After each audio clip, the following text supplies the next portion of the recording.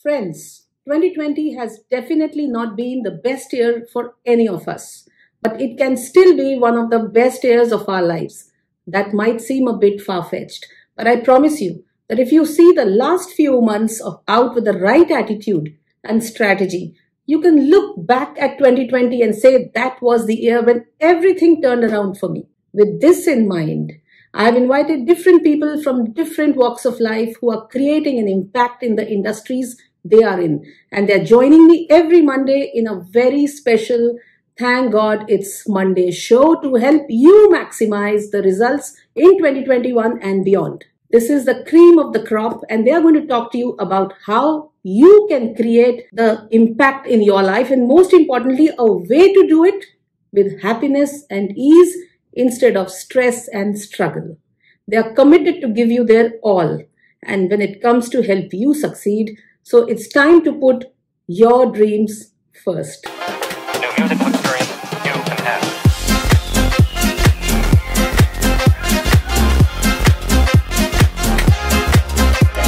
Today we have a very unique and dynamic personality on our Thank God It's Monday show, that is Abha Maryada Banerjee. Abha Maryada Banerjee is India's first woman motivational speaker of international acclaim, rated as one of the top 10 life, business, and success coaches in the Asia Pacific. She is leadership, author, motivational speaker, thought innovator, social artist, and designer, quasi-mentalist, expressionist, iconoclast, entrepreneur, lawyer, growth activist, and addict, humorist, actor, poet, and whatnot. She has authored multiple books named Nucleus, Power Woman, Lead from the Core, 50 Thought Disruptions to Awaken the Woman Leader, and Holistic and Disruptive Success Mantras for the Woman Leader. Maryada in Rendition, which is a poetic inspiration in Hindi and English. Today, I'm happy to have a personality like her on our first episode of Thank God It's Monday show. She's not just an inspiration for me, but many across the world. Let's get started, Abha. Thank you, Ritu. This is like when you're reading the introduction, I just want everybody to know that you're talking to a person who is obsessed with human potential, and therefore the list of things that are happening, because I test it on myself first before I even talk about it. So I think you should just add somewhere that I'm the human potential ambassador, and I believe in celebrating the possibilities that not just that I have on that I think everybody else has. And all of us need to stand for each other, tell each other to live their potential. So that big list was just a list of things that have happened over 30 years in my commitment to live the potential. That's it. Yep, I fully agree with you. So we have certain questions for you, Abha. If, with your permission, can we get started? Of course, please. My first question is that what is a Monday for you? As our show is called Thank God It's Monday, we need to know, how do you feel on Mondays? You know, when a Monday comes back into your life after a good Sunday. Yeah, that's a very interesting question. I thank and congratulations on the name that you have for the show, because usually it's a, oh my God, it's Monday. And you say, thank God it's Monday. So I am with you guys, because for me, Monday is just something that I wait for on the Sundays. Because for me, even sleeping for those 8 hours means I'm missing out on more that I could do. So thank God it's Monday. I'm always ready for a Monday. I'm always sort of in a state of absolute heightened activity, that if Monday starts, chaliye, Sunday we have figured to rest and be with family. But Monday, as my kids go to school, as people go to offices and college, it's my time to do what I want to do. So I'm usually very excited about Monday. So I'm very happy somebody's talking about it. We all should be excited about Monday, activity, work, achievements, commitments, and the good things that we can do. We can't keep resting all the time. So it's my thought about thank God it's Monday is, seriously, thank God it's Monday. We share the same thoughts, Sabha. In fact, I've authored a book which is called Thank God It's Monday. And Yes, the show is, based on the same theme, because Monday Right. is, I mean, for us, Sundays are also not for relaxing, they are for planning the Yeah. entire week ahead. So I would say Right. for me, Sunday is the most productive day to, get the outcome out of the Monday. I completely agree. I think my sleep is productive. Before sleep is productive. Mhm. After sleep is productive. So people who are working around being productive, I think they utilize the Saturdays, Sundays, and everything. And the moment the action day comes, and that is Monday, we are all set to go. So I am with you on that one. Absolutely, same thought. Okay, great. Yeah. So going on to our next question, when and how did you get into the field of public speaking nationally as well as internationally? Okay, this is. Can I just relate to that story behind it? There's a little bit of story behind it. Go ahead. Okay. So my field of public speaking, like I am this is a gift that I have, number one. So it's not something that I did just because I wanted to, but when I had gifts and I realized that I should be utilizing my gift. So I've been talking since the age of 4 or 5, Wow. serious talking. So I can imagine my parents' plight because sometimes people used to say he talks too much. But I used to talk. I had opinions till at the age of 5, and since the age of 9, I became a very huge a fan or follower of Swami Vivekananda. So I have grown through those spaces where uh, what we are talking about in terms of either motivation or public speaking. I have been reading it since a very early age, number one. Number two, the house I belong to, my mother was a very she's a scholar. As a person with a scholarly mother, a lawyer father, I had access to literature which allowed me to think and speak around things that were relevant, useful, and I think that could be that was solution driven, just because I had an opportunity to read. So as I grew up, I think I was still in school, college, everywhere I was doing a lot of speaking. Never had issues with speaking, and eventually I belong to that era where a couple of things were available as careers to us. So I took up law, which is again where I did reasonably well, and speaking was a part of it. So when I came into public speaking, the kind that I do now, that happened sometime in 1993 when my son was born, and I was totally sort of thinking, how do we teach children? My first thought was that I'm going to have a child now. I would like to teach my son or daughter this particular gift that I have. So I started to think on those lines. So this whole thing began, public speaking began in its true essence in 1993 when I was pregnant. And I said, okay, I must teach my son also, I must teach my daughter also, and I must teach all children. I must talk to a lot of people around me. And I had people around me who had difficulty in expressing themselves. I could, and a lot of people couldn't. So I thought this was something that I needed to do. And over that period from 1993 to say around 1997, 99, I continued to educate myself. And I went international sometime in 2002, where I had to be on international. I got an opportunity to be on international stages, and I took the opportunity. And I did what I do, I think I do best. And yeah, it just worked. Absolutely. And I have seen so many videos of yours and I am totally inspired. Thank you so much. Coming to our next question, Abha, what were the key obstacles faced by you, if any, when you officially started doing public speaking sessions with your clients? Or rather, if I can put it in a way, that how tough was it for you to influence people for their betterment with the help of your powerful words? Okay. I'll answer this in two parts, because the first part is the key obstacles, which I think we must address. And it's a great question, because a lot of people who go into any new field will face those obstacles. And the obstacles are purely about the business side of it. Mostly because as a speaker, you would know you will do your best. But how do you get out there? How do you get yourself visible? What kind of content should go out? What kind of things you should be saying? Which are the places where you can access this kind of visibility? Who are the people who are doing it? So those are the things that came into my life as would have come into anybody else's. So I continue to do my research on it, and I continue to meet a lot of people.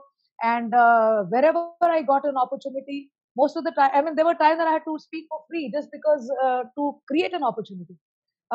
Because I did not have those opportunities until you get into that professional stages where people are paying you for it. Many times I've spoken for free. Many times, you are invited, you're even as a guest. So I just had to sort of utilize each of them to add to not just my opportunities or the things that I wanted to say. So those were primarily the obstacles would be around creating the right kind of visibility and what is the business aspect of it. So these are the obstacles that come. The second obstacle is when do you start to get paid for it? A lot of people work really, really hard to become speakers. They learn, they study, and they go through n number of things, courses. But that stage where you will get paid for it is, it's like that illusionary thing that may or may not come for a lot of people. I know it has not come, and that is where people struggle. So that is one of the obstacles that need to be crossed. The other tough part, the second part of your question, how tough is it to influence people for betterment of their lives or work or whatever that we're trying to say? I think it is being in the right place at the right time. It is not as tough as it is. I think it's not just tough. It's very creating the right kind of opportunity for people to listen to. I think that's the important part. So it is not very tough. It's about being able to create a nice sort of trajectory where people are then willing to listen to. When they're willing to, they would. So sometimes it's if you're in a place where you're talking, nobody knows who you are, what you're talking about, they won't listen. So we have to first be prepared and prepare people to listen to us, and then they listen. So then it's not tough. So and people always want to better their lives. I think it's good to be getting together and supporting each other. So it's inspirational. People want to come and listen to things that work for them. So we just have to find out what works for them and pick on those things and make sure that we are putting out good content there and making it useful for people, making it solution driven. People listen. So I think that's where I've come from. So true, Abha. So true. So, talking about law, how much has corporate law knowledge helped you in the field of public speaking and motivational speaking? Corporate law in particular has helped me in the business field. Because once you know corporate law, once you know business law, you are able to understand issues around business very well. And that is one of my biggest, again, one of my strengths, because I ran my entire consulting business around it. Because I understood the business law, I understood corporate law, I understand law in particular, where, if it is applied to businesses, and then you can see what the problems are. So whenever we've had clients come to us with business issues, so my business clients are all probably there because of my corporate law knowledge. Okay. And I have been able to help them through not just the legal parts, but also the issues that come around people. There are issues that come around, the rest of the stuff that we do in terms of branding or building the marketing thing and fighting with competition. All those things come in. So as a lawyer, I had already done that, being a representative of a business. But when I got into working with business people, that knowledge was one of the best things that helped me to create an entire consulting environment around it. Got it. And of course, it helps in public speaking as well. It's like when you speak the legal things, then you sound intelligent. Absolutely, absolutely. Next question, Abha, is what solutions do you provide to the clients through your skills? For example, leadership skills or time management skills, performance improvement, etc. Okay, Ritu, there is a three-part thing that we do, and the three-part is, one is through our seminars. So we've got some very interesting international level world-class seminars that I conduct myself. I run myself. So one is through our seminars, through what we conduct as seminars, which are experiential learning, simulated environments, and people can come and learn these things like leadership, like entrepreneurship, like peak performance, and those things, because there is a method to it, and that method needs to be conveyed to either our clients or our audience. So seminars is one of the ways. The second part is our consulting part, where I am working with several high performance individuals in corporates, and it looks as part of training. But I'm mainly about um, I personally believe that what we do is about impact education. And the third part is what I do is what we do as speaking, which is again an impact education exercise that we have to create an impact within a period of say 45 minutes. So we'll do something in terms of the right kind of contact to go out, content to go out in 45 minutes, so that anybody who's in the room who can pick up even one of those things that can make an impact in their life, they should pick up. So this is the three models that we work around, that is seminars, coaching, training, and speaking. Other than that, next question is a very, very important question, Abha, is that what three things, according to you, does anyone starting in your industry need to know? the offshoots of public speaking are into the coaching training industry also. So to put some perspective around it, three things that one needs to really know is number one, you have to master yourself. You should be amongst the best. And that doesn't mean that you speak well. I think all of us would be are relatively good speakers. But what is important when you speak is that what you say and what you know should be better than everybody else's in terms of the depth of what you're talking about. So it should make a difference, real difference to people. And we need to have that in us as public speakers. That's number one. So you got to be mastering your subject. Second is mastering the process, which is about how do you get yourself out there. So which will include your branding, which will include your topics, which will include what you stand for, which will include what kind of people you want to address. So this is the four things that come in the mastering the process: your brand, your audience, your topics, and your delivery. So this is the second part. The third part would be mastering the industry itself. So mastering a business perspective. I tell all the speakers that I talk to, all the people, that please understand business and politics. Because around that, and because business, politics, society, we are talking about real world stuff. We can make sense as public speakers if we are real world. I can't say we are real world experts, but if we understand real world, we are in a better position to address what are the issues we are solving. So the third part is you have to master the solutions. Absolutely, very well said. I share the same feelings because today you see public speakers mushrooming. It was like an era of interior designers. Everybody you saw was an interior designer. For the last 1 year, everybody you meet is becoming a public speaker. But it's I mean, and everybody can become a public speaker, but you need to speak from your heart, and you need to speak of relevant topics. Right. So, Abha, you've come a long way. You've come a long way. But my question to you now is that if you were to start today, would you do something differently? Today, I think, like you just said, people have mushroomed. So many people are there. So many people can do it. So I think we need to really create a very good branding and marketing exercise around it. I think the product value has to be very, very high because of the number of people that are around. The prices, I think, are a very important part in India because when people can come and speak for free or at a lower this thing, people like myself who have worked abroad and got paid in dollars, they start to think in their mind, what should I do now? I have to figure a way to monetize, but the monetization has to happen from the Indian version, Indian customer view. So we have actually, what would I do differently? I think everything based on the way the market looks at our product mix. So I've changed the product mix, I've changed the product value, I've changed what it looks like and how it is to be sold. So that's what we're doing. You're very right, because public speaking, as public speaking in India hasn't actually yet evolved.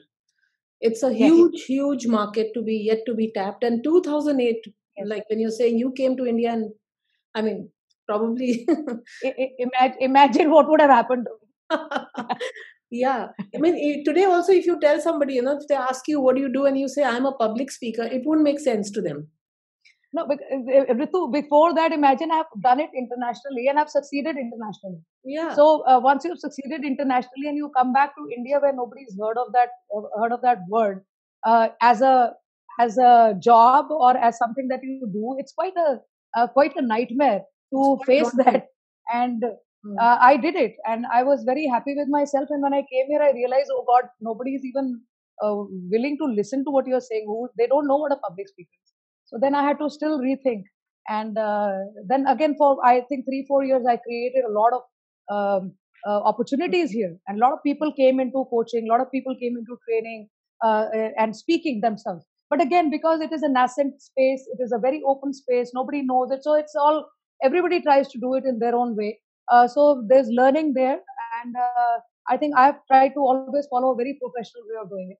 And I earmark the things in such a way that we should follow the market rules and see what works there. Yeah, because public speaking also, like other domains, this is also evolving by the day. And Yes, yes, it is. yeah, It is. so, and I mean, what I feel is that a public speaker should be able to make an impact. A public speaker should be, a very good storyteller, because basically you Yeah, can communicate better with stories. right, right, You people understand you better when they hear a story rather than a speech. So right. it's ever evolving and a very nice place to be in. Yes, yes, I And believe so. I think especially, you can make a huge yeah, difference to people's lives. absolutely, it can. I think, as they say, like, even if 1,000 people are in the room, and even if one person uh, Yes. feels that there is a difference that you have made to his life, I think that time is worth it. See, my whole whatever little success achievement I can talk of, and I'm very humbled by the fact that I believed that I could make a difference. And then when it happened, when the actual difference happened and people were impacted, and there are several, not one, several success stories behind the work that I have done. So that is just what keeps you going every morning. You can make a difference. So you must put your best foot forward and make sure that it happens, because at some point in life other people have made a difference to us. And I think if we can do the same thing and do it on a daily basis, do it on a 24/7 basis, why not? Sure, Why not? sure, sure. I mean, Yeah. I have goosebumps hearing you. I am getting goosebumps. To our next question, Abha, is that, as you are India's first international woman motivational speaker, how different and challenging was it for you to become an example to all other women in our country? You've covered certain aspects in your last question, but Yeah. I just mentioned to you that because this whole, like I said, it started. Motivation speaking was a Western concept. It's not an Indian concept. mhm, We have had speakers in our country who mostly been inspirations. And I said I'm a Swami Vivekananda follower, and I really, really, sort of from my heart and soul, believe in every word. That I'm called the long lost sister of Swami Vivekananda. That my friends call me to. You're a long lost sister. You should have been born in 1800s or something. वैसे So I हो said, okay, सकता है. fair enough. I'm born in the wrong time, but never mind. We shall do what we need to do now. So like I said, the first woman, because I went out, I worked, and I looked around me. I was the only person from India. So some newspaper said first from India, and somebody said, so all these things happened evolved very organically as it was happening. When I came in here and I tried to sort of not try to, I went around telling people that this is what it is and this is how it works. The acceptance was not there, but it became a very good inflection point for women. That women could relate to the fact that some woman has got up and done something, and which is different from what is already happening. So you see, it's like people get inspired from each other. So by default and also by design, I target the women's groups. I talk to a lot of women. I talk to women sport people. I talk to women business persons. I talk to all the women. I talk to the older women. I talk to the younger kids. I talk to girls, and I made sure that they begin to see their own possibilities. That became my one of my key sort of delivery points, that you got to start seeing your own possibilities, celebrate yourself and celebrate your own possibilities, and you can do it, and this is how you can do it. I can give you the how, but I once I inspire you to do it for yourself, I think my job is done. So I started to do that, and I think that's why by default you become an example. A lot of people I know who just came to me to train became coaches, became speakers, became trainers. The sports people I work with, they still send me messages. The day they get some good, some certificate from somewhere, they'll say, "Ma'am, it's because of you." So I know my job is done. I just have to, keep my head on my shoulders, keep my hands folded, and continue to make sure that I can inspire more and more people to go and find their own possibilities. So I think, yeah, women, it has impacted women, and I hope it impacts more and more women. We do a women's leadership seminar, which is a very powerful one. I hope this COVID thing ends, and we are in a position to get more and more women together. Today we see India women are really, really pushing themselves up, and this is the moment that we should support each other. Yeah. Job well done, Abha. Yeah, thank you very much. Thank you. I'm just humbled. It's just an opportunity I think God has given to me. I'm very privileged to be in a space like this. So Yeah. I don't know how to say thank you also. I mean, all we can say is that be grateful, keep saying thank Yeah, you. I God will give I you keep the saying power, thank the you. strength, and you're True leveraging. privileged. Yeah, it's a privileged place, I think, and of course, a lot of hard work has gone into it, but still a place of privilege.